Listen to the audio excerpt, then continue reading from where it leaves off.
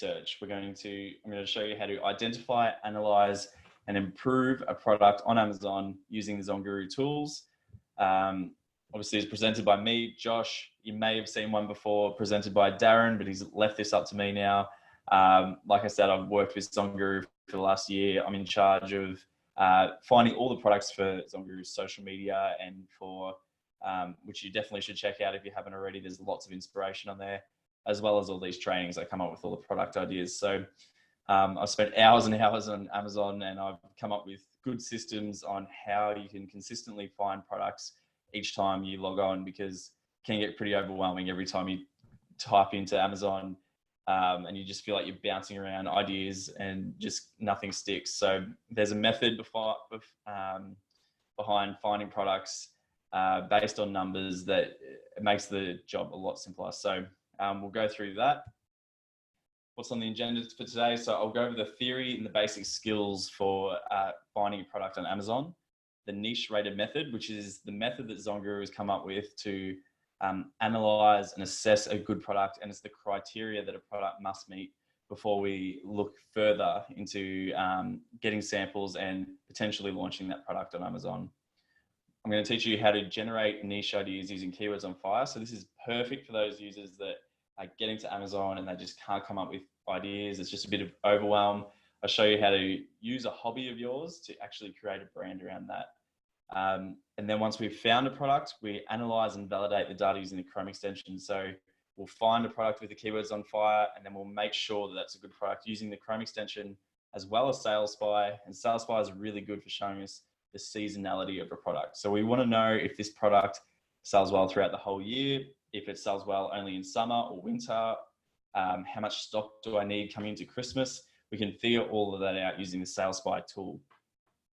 I'm also going to show you how to make products even better than what they already are, so that you can stand out on page one and meet all the customers' needs using the love-hate tool. So the customers tell us what they like and don't like about their products through the reviews, and we've created a tool that brings in all the reviews into a cloud, shows you all the most common comments that come up, and we can easily see what customers really want to keep in a product and what they want to change. So really useful tool.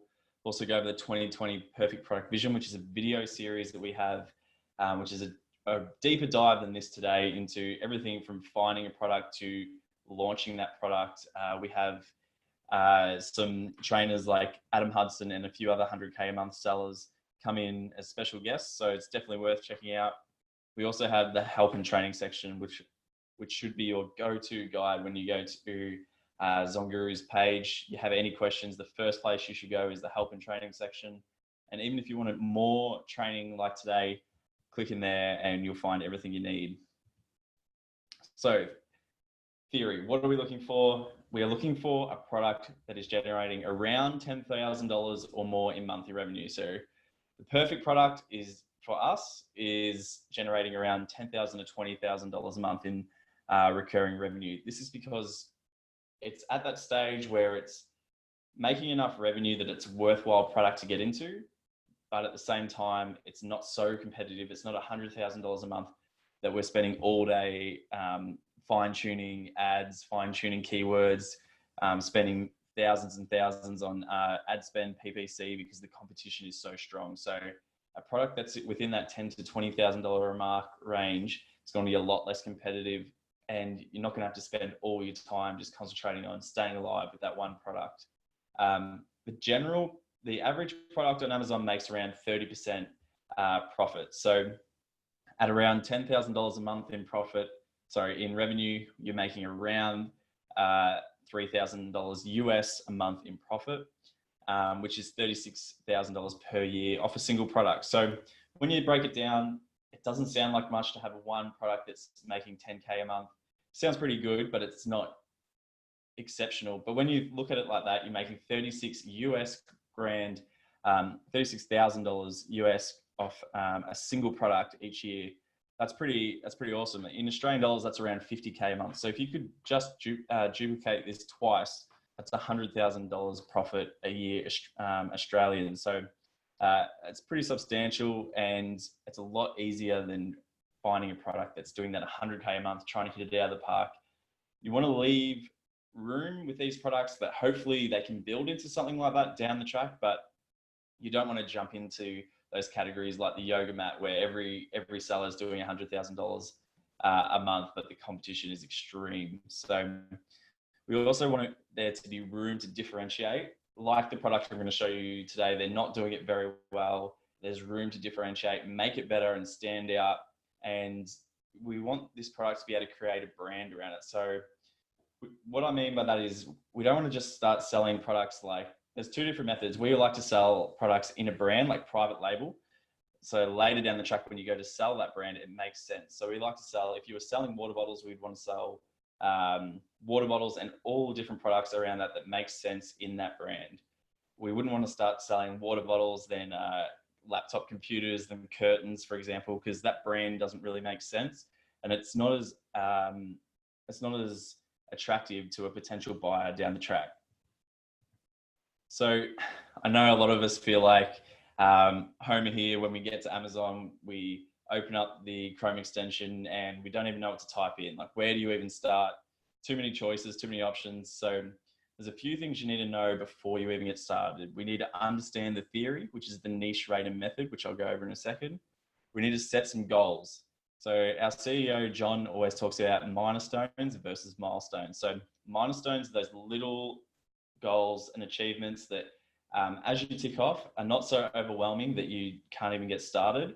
But as you tick them off, they'll start completing your whole milestone. So a milestone might be getting your product, selling 10K a month with one product. Your milestone might be doing 1 hour of product research per night, shortlisting, contacting 5 suppliers. These are all milestones that as you tick them off will complete that bigger milestone. And they're just less intimidating to get started with. You need to reduce the obstacles to searching and be consistent. So when you do sit down to do product research, leave the phone somewhere else. I know these days with social media, YouTube, everything around, there's so many distractions. Spend this 1 hour to yourself each night, really focusing on product research and making that your only focus. 1 hour of focused work is going to be a lot better than 3 hours of kind of looking at Amazon, kind of scrolling on your phone. So you'll be surprised how much you can get done when there's no obstacles to searching. So also go down the interesting rabbit holes. As Amazon is a platform for buyers, they're not thinking about us as sellers when Amazon creates these pages. So when you type in a product like water bottle and it's showing you water bottle lids and carriers and all different products, you may be thinking, why is it showing me this? I didn't type it in. But Amazon knows that customers that usually buy a water bottle will also buy these other products. So if you see other products there that you don't know what they are, people are obviously purchasing them. So click on those products, run a search, assess them with the Chrome extension, and see if it's a product worth selling. It may not be, but you never know. Use Keywords on Fire to generate ideas. I like to use Keywords on Fire because you can put in a hobby, a random broad term, and it's going to spit out lots and lots of keywords that could potentially be new products for you that you would never have thought of. And it also shows you the exact search volume for those keywords. So we know that customers are actually looking for this product before we spend all this time and effort launching it, essentially. So also don't overthink it. Have fun. Find a product in a category that you know, that you enjoy. If your hobby's fishing, surfing, dancing, whatever it is, start there, look for products there. It's going to be a lot more enjoyable down the track when you're doing social media, when you're having those tough days, or when you can't think of new ideas. You'll know the pain points of a customer in your own hobby. So really good place to get started. If you're still struggling, use the internet to spark an idea. I do this regularly. Type in what are the top 20 gifts of 2020 or Amazon's hottest products. And then you just get a general idea of what people are looking for, or some ideas, niches that you wouldn't have thought of. Then you can run a Keywords on Fire search on those broader categories and just get started from there. Just use the internet, just Google search, there's no harm in that. And it'll get you started. That's what you need. You don't want to just be staring at the computer screen for an hour and not starting. So 20 hottest products of 2020, that's always a good place to get started. So the niche rated method, this is a method that ZonGuru has come up with, and this is how we determine the criteria for a good product at Amazon. The 4 different criteria are demand, competition, investment, and potential. So to determine demand, we look at 2 different factors: the sales volume and the search volume of a product.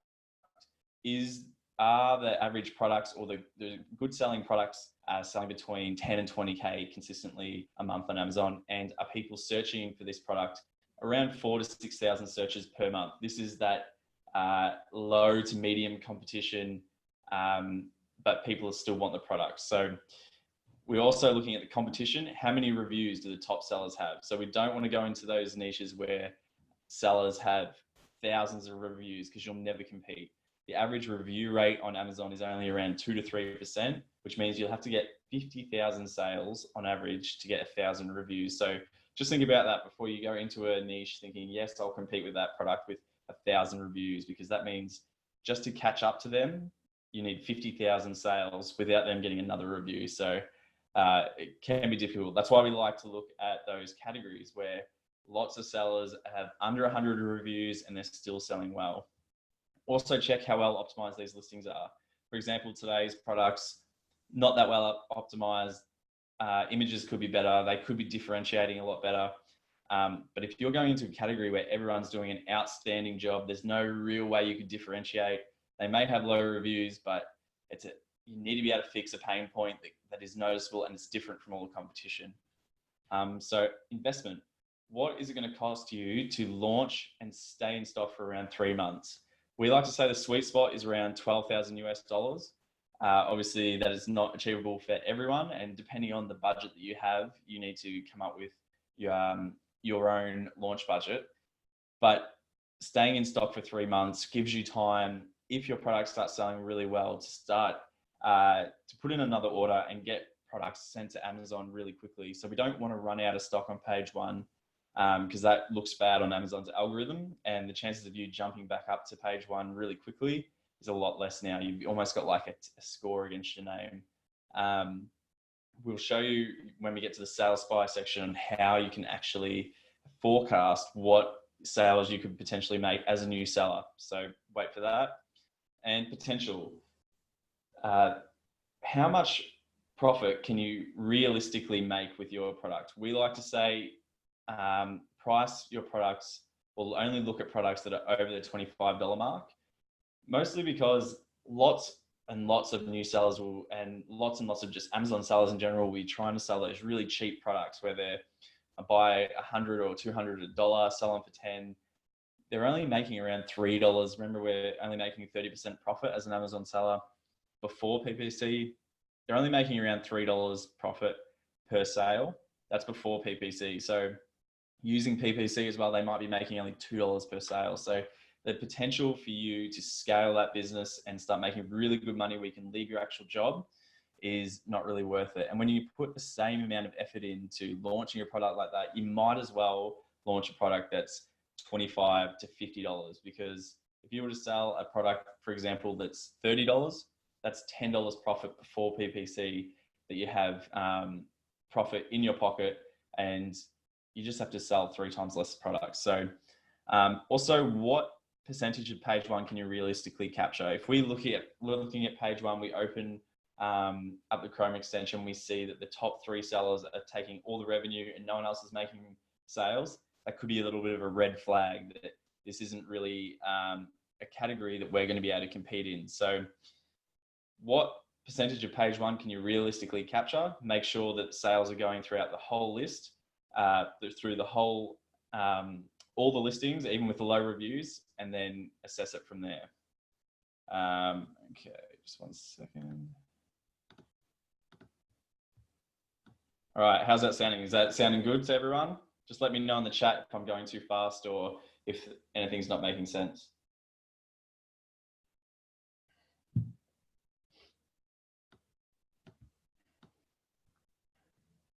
Come on, guys. I know there's someone. Thanks, Lindy. Appreciate it.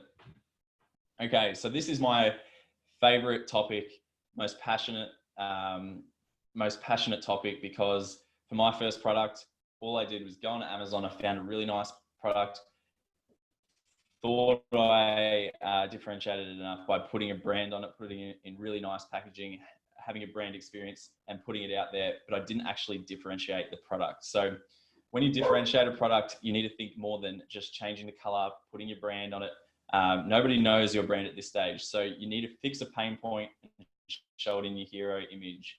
If we have a look at the product on your right, we can see a wheelbarrow down the bottom, which is just your stock standard wheelbarrow. It's making around $1,000 to $2,000 a month on average on Amazon. But this product up the top, it's got all the features. It's got 4 wheels. It can't tip over. Everything's made of high quality. They've got a bigger tub. You can fit more dirt in it, but it's fixing the pain point of that manual labor that you'd have to use as anyone gardening. So it's really, and it's showing it in the image. So you know as soon as you look at this product, what you're getting and how it differs from the average product. This product here averages around $140,000 on Amazon. And it's just so different from all the others. That's why it started really killing it from day one. So can't stress to you how important that is, that just a brand, nice packaging, things like that are not something that a customer is going to know. No one cares about your brand before you've launched. So your first product, and they don't know what your packaging looks like. So you need to wow them with that first hero image, and it needs to fix a pain point that people go, oh, that's something that I like struggle with. I might struggle to lift the wheelbarrow, struggle turning it around. It doesn't carry enough dirt. This fixes all those issues. So think of this example when you're looking at a product and how you could differentiate yours, and make sure that it really, really fixes a pain point. Okay, so the 2020 Perfect Product Vision. This is a 4-part mini series that John and Darren hosted with a few other Amazon sellers. We had Adam Hudson in there telling everyone about product differentiation. We had a few other 100K a month sellers telling us about business development and using product research tools. I'll show you in the help and training section where you can actually access this as a user. So when you log in, you can take this 4-part course. It's free, but it's really, really good information on how to find a product and how to launch your business. Inside the helping training section, I'll actually just show you that this now, it's inside the portal. You click on help and training, and then we'll go through this. So if I exit, so if we were inside our ZonGuru portal, we can just come across to the left here, click on help and training, and then we're taken to the help and training section. If you have any questions that you would want to send to customer support, you can actually type them straight away into here. So for example, what currency do we use? And pretty much you don't even have to write the whole question, but the more specific, the better. Click enter, and it's going to pop up with the relevant article to do with your question. So before you even reach out to support, because that may take some time to come back to you, just write it in here. If it doesn't come up, feel free to click this button down here and reach out to support. And then inside of this portal, we have all you can actually sign up for more training like this inside of product research training, see all the webinars. I think this is number 16. So there's about 16 videos like today where we find a new product each week. Existing seller training. We have which is another weekly training for existing sellers, more business focused than product research focused. We have educational content. All of our social medias are here, podcasts, blogs, tool tutorials. So if you need a deep dive into the keywords on Fire tool, this is where you'd come. Frequently asked questions. So any question that you've ever, any customers have had that come up often, we chuck them in the frequently asked questions section. And the free tools. So we have free tools like the ASIN index checker, which is something you should do once you become live. You put all the effort into creating a listing. You want to make sure that you're being found for those, that Amazon's actually registering you for the keywords that you've typed in. So check that out when you get a chance. All right, so hope everyone's understanding that okay. We're going to get started now on the product research. So this is the Keywords on Fire tool. Like I said, this is where we want to use a hobby or something that is of interest to us to start. What we want to do is add a product by phrase. I've personally run out of hobbies to start looking for on Amazon. So I typed in indoor. That was the just broad term that I'm looking for, because I'm using a broad term so they can show me, so Amazon can show me as many different products and different ideas as possible. If I go really niche, I'm not going to get many different ideas. I'm going to get a lot of the similar ideas. My internet might be a bit slow while I'm recording. So you type in indoor or whatever hobby that you have, click select all, and then add products. And then from there, you just need to type in a session name. I always like to do the exact phrase that I used, followed by the date. And then wait a few minutes while this runs a session. It populates all the data points. And then you come and click on this button here and we can assess the data. So essentially what we've done is got the top 25 listings for the keyword indoor, and we've figured out what keywords have contributed to a sales for those products. So for these 25, so if I type in the keyword indoor onto Amazon.com, I will get the top 25 listings. And for those top 25 listings, they have all got a sale from one of these 545 different keywords. Might be a little bit confusing. I hope everyone's following there. Those 545 different keywords have generated $49 million worth of revenue in the last 30 days and had a total of 2.359 million searches. So this is a lot of data to take in at the moment. What I like to do is when I'm in the product research page is come over here, click on this table settings button. And I like to get rid of all these ones that are in white, just because they're a little bit distracting at the moment and we don't need them when we're doing our product research. I click apply, and now I've still got too many keywords to really look at. I don't want 545 different keywords to look through to find a product, so I use the filters. Here we have filters, and we need to filter by, we want to make sure people want this product, so by demand. So for that, I like to do search volume is greater or equal to 4,000. So that's taken our amount of keywords from 546 to 86, still quite a lot. So we're going to make sure that we're not looking at the really competitive products. So we're looking at reviews less than or equal to 250. Actually, we'll go 300. That's what I like to usually do. And click search. And now we can see we've got only 25 different keywords that we want to look at. So the next step that I like to do is you can actually filter by any of these columns. So I filter by either the search volume or the amount of revenue per month that they make. Now, I've already had a look at this niche. What you want to do is go down and have a look at these different keywords. If you don't know what they are, you haven't seen them before, you're interested in them, you look and you see, wow, it's generating quite a lot of revenue and it doesn't have many keywords at all. So indoor herb garden is generating lots of revenue. People are searching for it quite often, and it has low reviews. So I'd click on this button here and that would open up in Amazon a new tab where you would assess this with the Chrome extension. As you can see through here, there's lots of different options that you could look at.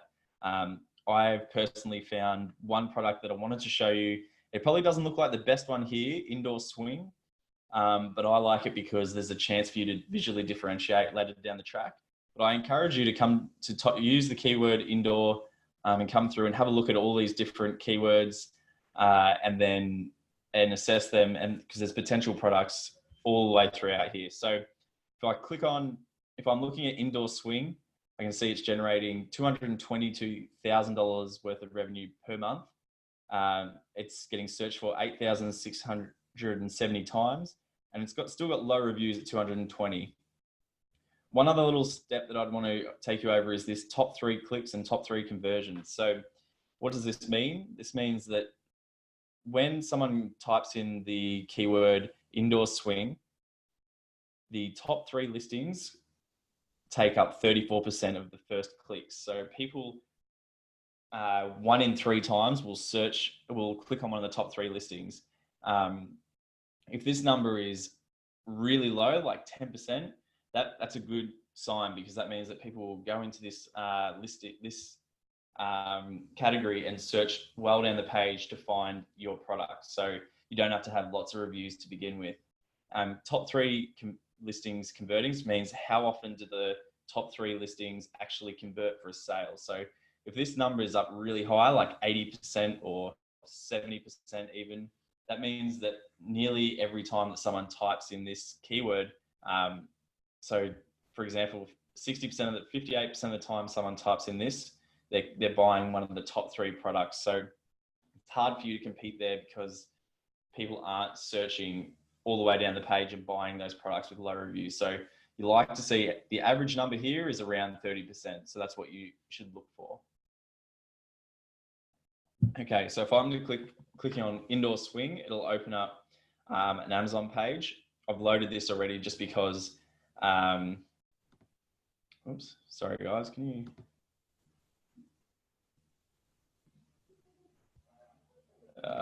Okay, that didn't work. 1 second. All right.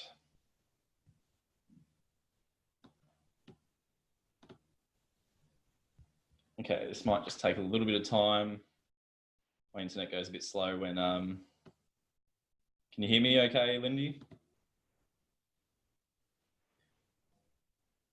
Okay, so I'm looking here, we've typed in indoor swing.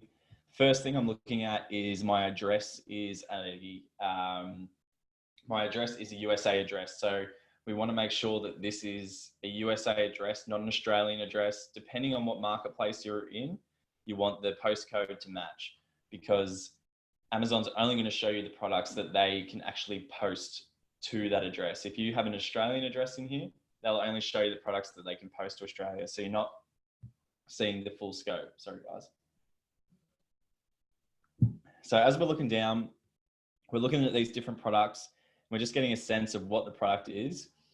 And these products jump out at me a lot because they look like they're lightweight, not a lot of material. To be honest, the colors in that are, they're bright, but they're not that intriguing of a pattern. And they're a simple product, essentially. So I'm looking through, I'm seeing a lot of these products, they're not interesting me as much, but as we open up the Chrome extension, we'll assess the data a bit better now. So the first thing we see is the niche score. The niche score is just a rough, quick assessment on the niche as a whole. And it shows you essentially whether we should look into this product further or not. So the niche score is broken up into 4 different compartments: buyer demand, competition opportunity, investment sweet spot, and revenue potential. So buyer demand is whether people are searching for this product and purchasing it. So anything that's over around a 55 for the niche score, any of these categories, anything that is over a 55% or a 50% is usually okay, good. 60% is really good. 65% is awesome. 70% plus, chances are you're onto a really good product. But don't base all your research off just this score. There's a lot more to do in the back end. This just tells you to look into it further. Buy demand, like I said, people are searching for this product. They want to purchase it. Competition opportunity, how competitive are your competitors? Are they, do they have thousands of reviews? Are they making thousands of sales? Are they using all their keywords? Are they trademarked? Things like that. So you want this number to be as high as possible. So the closer to 100% as possible, that means that they're the least competitive. If this was down low, like 10%, 30% even, it means it could be quite competitive. But I'll show you why I'm still interested in this category in a second. We also see the investment sweet spot. So how close is the launch budget to that $12,000 mark? The launch budget shows you how much it's going to cost you to purchase one of these products and stay in stock for 3 months on page 1. It takes into regards revenue, into regards inventory and a few other little factors. So this is pretty accurate, but depending on who you source from, how many units you're buying, this number can vary a little bit. As well as revenue potential. So we have, we want to know how much can we potentially make with this product. If we have a product that's $10 and they're, the sales per, they're only making 100 sales per month. realistically, they can only make about $300 profit per month. So you want to be looking at products that are selling potentially at that higher price point, that $30 mark, 25, 30, like we were talking about, and selling consistently a lot of units and making a lot of money. If you're seeing products that have high reviews, doing really well, this is something that you can potentially strive for. You don't want to go into a category where the sellers with thousands of reviews are still only selling maybe 5K a month, because that's not much for all that effort that you're putting in. That's not much reward that you're getting back. The next thing is one of the first things that which the search volume is one of the first things that I check when I come to the Chrome extension. And if you see a number that's under, say, 1,000, chances are you've typed in the keyword here that people aren't really searching for to find this product. So indoor swing has been searched for 8,670 times in the last 30 days, meaning that people are using this keyword to find the product. This is the exact amount of times. This isn't an estimate. This is the exact amount of times that people have typed in indoor swing in the last 30 days. Amazon gives this data to us as a trusted partner. And the rest of the values are just all the averages of page one. One thing I would want to keep in mind for a product like this, as we go down, there's lots of different products. So these two different products aren't really competing with each other. They're for a different use. So when we're looking at these averages, it doesn't really work for us. We want to look at these products on an individual basis. So the next step that I want to do is come down to reviews, click on reviews and scroll down. I don't want to see too many with over 1,000, but as I look, there's lots of different sort of products here. And then I don't want to see too many over 500. This is competitive, but I'm really personally looking at these products here because they're the ones that are jumping out at me. And as we scroll down, we'll see that they sell well. And I just don't think that their sellers are doing a really good job at these. So as we go down, we can have a look. There's these indoor therapy swings. Not a lot of material, wouldn't be a high cost of goods, but big, like high price points, making good revenue. So it's really an interesting product. Here's a little bit of a differentiated one. We can see it's got quite a different style to it, and it's doing quite well, $4,000 a month. So what we want to do from here is find all these products that are interesting to us. I'm not as interested in these hammock chairs because they all have like high reviews, for example, but they're all really well done. So like the differentiation here is going to be difficult because all these products sort of look nice, if you know what I mean.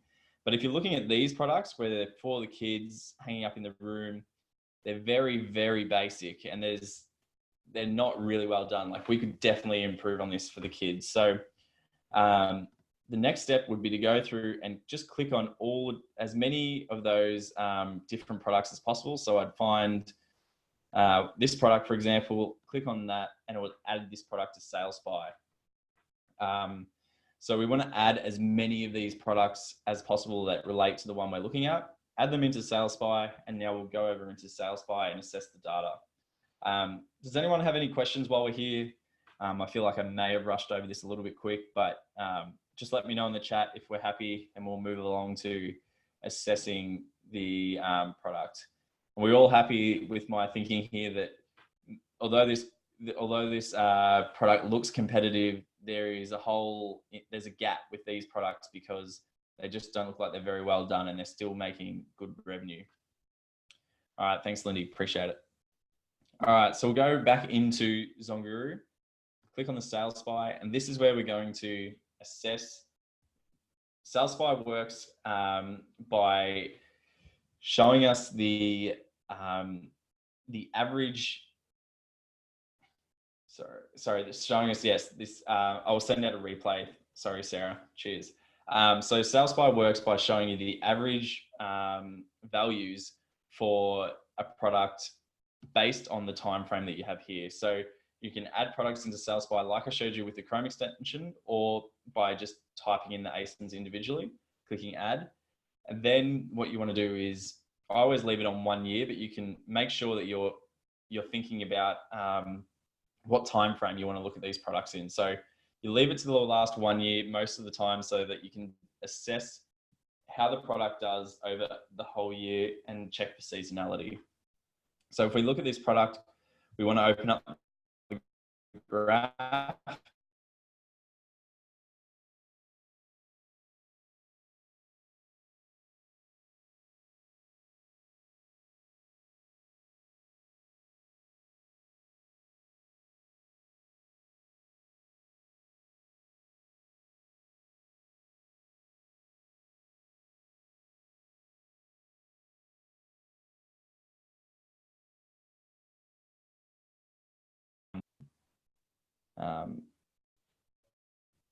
Sorry guys, I have touchy audio here. Can you hear me? Just let me know in the chat. Back now. Cool. Okay. So we can see that they're sold since May 12, 2019. But I want to find another product that's been selling for longer than that, so that I can assess them over a whole year.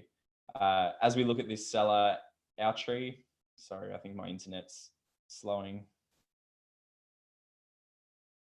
Okay, I'll go back and talk about this for now. So we can see the next column along is BSR. So BSR stands for bestseller ranking, which means what is this product ranked in the whole wider category. So this might be the 20,837th product in all of like home and outdoor equipment or something like that. But for indoor swings, it might be product number 3. So that's what BSR stands for. The higher that so the closer to 1 that your BSR gets, generally the more sales that you start to make. BSR is represented by this blue line here.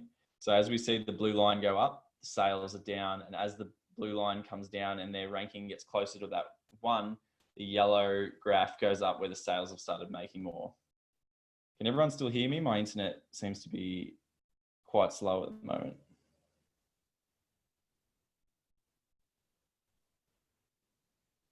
All good? A little on and off, but okay. All right.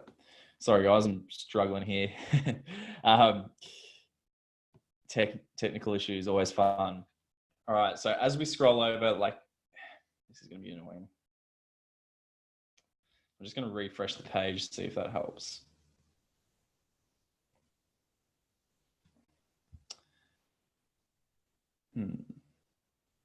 Okay. So now we're looking through and we can see like the different product differentiated looking products. They're selling better on Amazon. We want to open up these graphs. And now we can see that this product's been sold since 2016. And there's nothing along here that's showing me that this is a seasonal product. It sells pretty standardly throughout the whole year. It's done a little bit better in May, but there's no real scoop or spike anywhere. So when we're not worried about it being a seasonal product, what we would want to do though is make sure that we're checking quite a few different products, not just the one product to see that. So we can see this one does better around Christmas time, but it's there's no just one really big peak, which is perfect. The other thing I want to tell you about is how do we figure out how many units we need as a new seller. So we can see that this seller started in May 12, 2019. So if I was a new seller launching in around May, what I would do is get my cursor and go across each day, and it shows you the exact amount of sales, estimated sales each day for this product. So we can see that today it made 3.4 sales, today it made 7, 20, 10, and you would do this for 3 months and just get that number, and that's going to be close enough to the number that you need to order for your first 3 months of inventory. So hopefully that makes sense. We've assessed this product. We can see that it sells well throughout the whole year. It's something that we want to continue with. Now we just need to know how are we going to differentiate the product. So we're going to open up the love-hate tool now, but I want you to let me know in the chat please jump in. And guys, I can see there's a few of you here. How could you differentiate this product? What would you do to make this product different and sell better than the competition? We can just see at the moment they're just a plain colored swing, nothing that exciting. For example, maybe you could, let's see if it opens up. My internet. For example, and we're looking at the listing, we get very obviously photoshopped.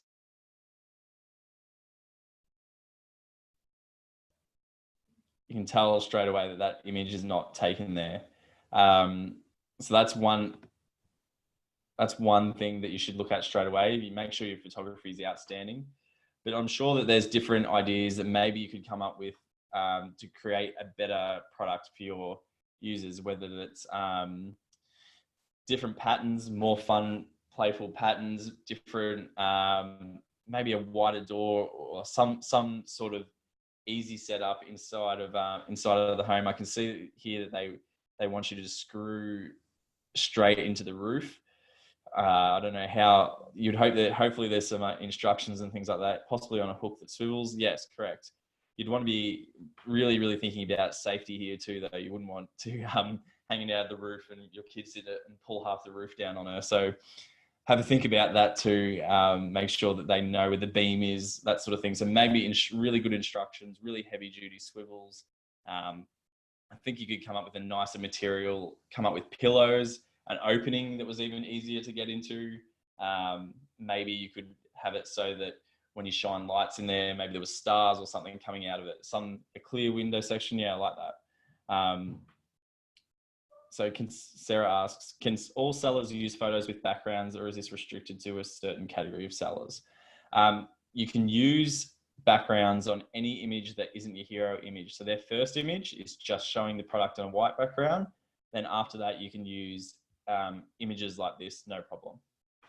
All right, so now we want to look at the love-hate tool and see what customers are saying they like about the product and what they hate. So to run a session, we do this very similar to the way we did the Keywords on Fire session. We go add a product by phrase, indoor swing, click search, and it's going to come up with all the different products. We only want to add the ones that are relevant to us, that are those similar products to ours. If you click select all, you're going to get all these different hanging chairs that we don't really, that information isn't going to be relevant to us. So we would just add these, then click add products and run the session. From here, we want to come across to this I button. And what has happened now is we've got these listings here, and we've got all the 4 and 5 star reviews, made a word cloud called the love section. And we've got all the 1 and 2 star reviews and made a word cloud called the hate section. As we come into the hate section, we can look at all the different common keywords that come up. And we just want to click on all of these. But if there's any that stick out to you, like mounting hardware, what do they hate about the mounting hardware? We come down and we can read these reviews, poor reviews. The zipper ripped immediately. The fabric ripped. So it doesn't come with proper mounting hardware. So these are all things, as we'd want to do, we click on all of these, and then these are things that we write down. So we want stronger material. We want better mounting material. Maybe we want it to be waterproof. Maybe we want a bigger size. What is it that people don't like about this product? Make sure that when you go to your supplier, they tick off all these requirements, because if you can tick off these requirements with your manufacturer, then the chance of you getting a negative review down the track has become a lot lower. And negative reviews, especially as a new seller, can be really, really impactful negatively. So make sure you're on top of that. We can also do the same thing for the love section. So something's great quality, sturdy material, sturdy canvas. So this product here has sturdy canvas, sturdy swing. It's popping up quite often. So maybe we want to look and maybe potentially order this product, but at least go onto Amazon and look at this product more and see what they're doing right. Type in and just start reading through their reviews, and also write down what the customers are loving about this product by clicking on all these different word clouds, reading the reviews, and then make sure that you include those aspects in your product when you go to your manufacturer to get samples, and when you're differentiating, making sure you're keeping those aspects of the product. All right, guys, I hope you've enjoyed that. From now, we're just going to go to the Q&A section of today's presentation. So if you go down the bottom, you can see the Q&A section. I'd love if you guys got involved. Write me a question. If you have any questions at all, type them in here and we'll get started on the Q&A. For now, we haven't got any questions, but I know for sure some of you guys you'd have some dying questions. There's only a small group, so no matter what it is, just jump out. Let's get started. Otherwise, we'll finish up soon. I will be sending this out as a replay too.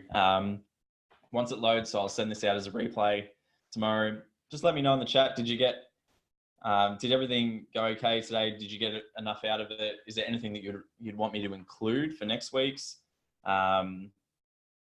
Some feedback would be really, really nice. Otherwise, it feels like I'm talking to myself. Come on, Nick.